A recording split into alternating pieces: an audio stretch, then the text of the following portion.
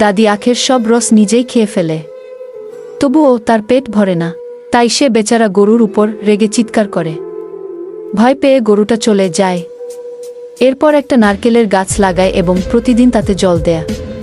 কিছুদিন পর সেই গাছ বড় হয়ে যায় এবং অনেক নারকেল ধরে। তখন গরুটি ট্রাক্টরে করে দাদির কাছে নিয়ে যায়। দাদি তখন আনন্দ করে নারকেল রস খেতে থাকে।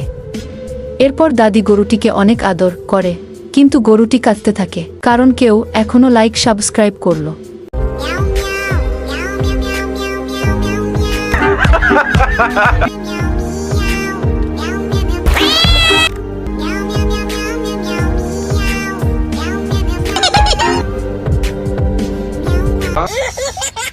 এক নারী একটি অদ্ভুত হাঁস পেয়েছিল যে ডিম দিত না।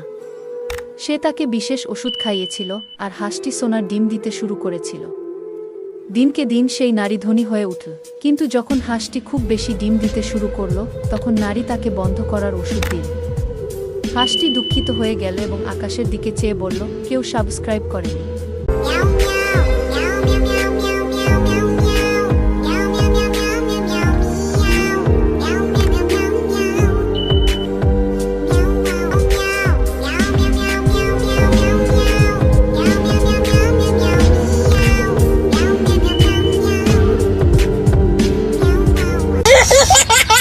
সকালে সুমিত ঘুম থেকে উঠে দেখল তার বাড়ির বাইরে একটা বিশাল তেলচিটে দানব পুরো শহরটাকে ধ্বংস করে দিচ্ছে।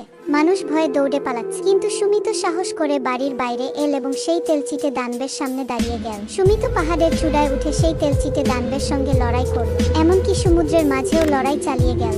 সাহসিকতার সঙ্গে সুমিত সেই তেলচিটে দানবকে